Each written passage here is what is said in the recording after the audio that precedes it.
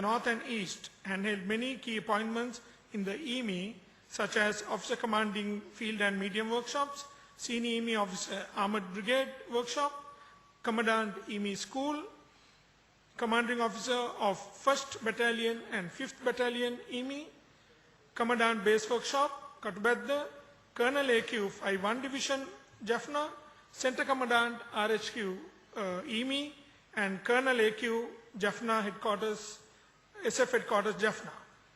He was also the first logistic commander to the United Nations Peacekeeping Battalion. Brigadier Tisa Jayasuriya is also a class squash and tennis player. Let me go ahead. Good afternoon, ladies and gentlemen. Logistics play a very vital and pivotal role in any form of battle. A tactical plan which may be considered as a brilliant may end up with a catastrophic disaster if it is not netted with a dependable, practical, and also sustainable combat service support plan. World military history has provided us ample historical examples to prove the importance of logistics in all phases of war. And Sri Lanka is no exception. However, we had to provide combat service support with the minimum logistics tools. Teeth-to-tail ratio was 5:1. Ladies and gentlemen, in the next 20 minutes or so, you will be exposed to a brief on the very effective combat service support plan that was implemented during the humanitarian operation, highlighting the lesson learned. Ladies and gentlemen, we will follow the sequence as shown on the screen.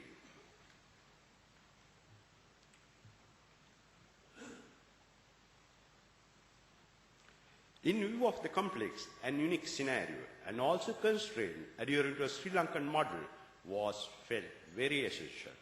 And therefore, a unique concept of combat service support was introduced adhering to, considering the geography and the nature of high-intensity conflict. Key features of this system are as shown on the screen.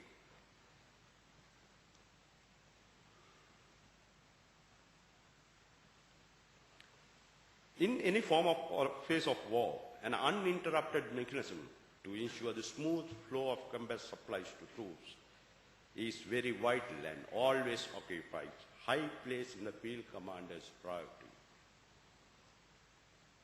The humanitarian operation conducted in one year are no exception from this fundamental truth. Meticulous planning followed with coordination, which is an essential ingredient in any successful combat service support, proved very productive. The dedication, commitment, and desire to somehow witness the end of the conflict facilitated all members involved in the combat service support to understand the ground realities and requirements on priority basis and take necessary steps to deliver the results.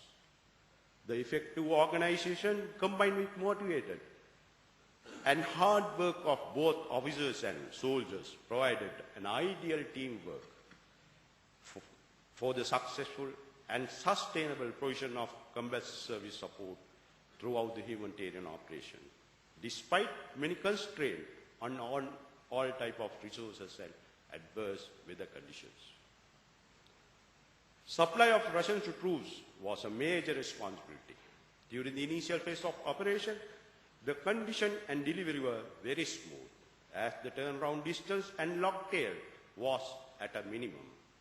The speed and momentum of this front was rapid, and supply troops exhibited excellent teamwork, dedication, coordination, and flexibility.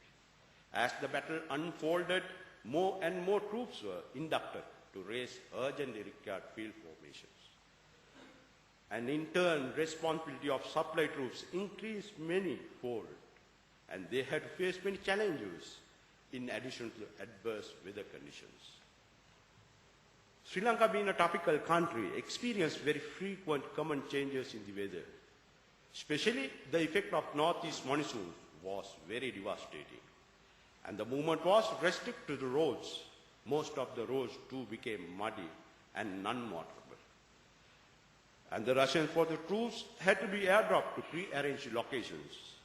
The use of tractors was found to be very practical, and this was the only way to to cater for the requirement of troops fighting in 4 areas.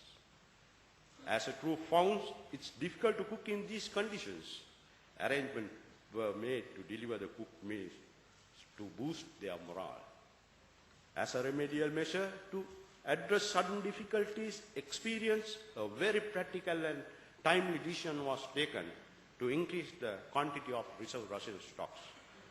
This provided flexibility to the formation and minimized the risk and uncertainty due to restricted movement along routes. Provisioning of FOL was very demanding task, mainly due to the rapid deployment and non-availability of infrastructure, and also due to non-availability of civilian supplies. Mainly the FOL were carried in barrels.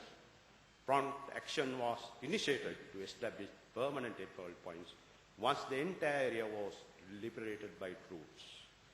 During the monsoon, extra precautions were taken to create water seepage into the barrels. The additional requirements were catered to by the availability of Bowsers, and there were no shortages reported or complaints recorded on FOL by the ground commanders. Comprehensive staff calculations were carried out at the initial stages, and daily stock levels and distribution were monitored throughout the operations. Provision of adequate and mainly transport was very widely during the entire operation. Considering the heavy usage, a large number of vehicles to transport fleet were acquired on payment basis from civilians. Whenever possible, transport resources were obtained from the government establishment. Transport was required for the movement of both troops, equipment, and civilian from one location to another. The tonnage to be moved was huge, and due to road conditions and adverse weather conditions, heavy wear and tear of vehicles resulted. The provision of vehicles, especially buses, for the troops who proceeded on leave and back from the 4 areas, with the protection against claymore mine attacks, was a major concern due to the huge impact on troop morale.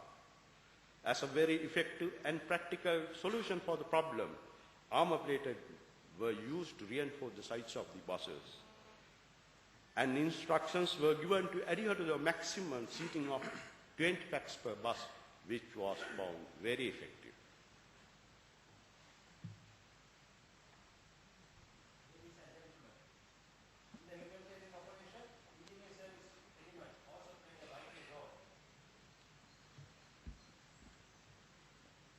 ESR was entrusted the responsibility of provision and execution of engineer services required by the operational troops.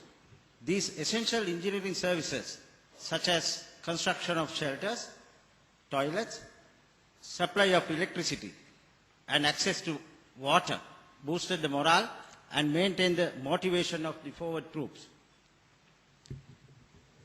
ESR deployment was unique and deviated from the normal classic role. As a tradesman involved moved forward with the infantry brigades, constructing and repairing the semi-permanent buildings and other infrastructure facilities, including rehabilitation of religious places. All ESR troops located in regimental headquarters in Anuradhapura were also indirectly involved in accomplishing these tasks.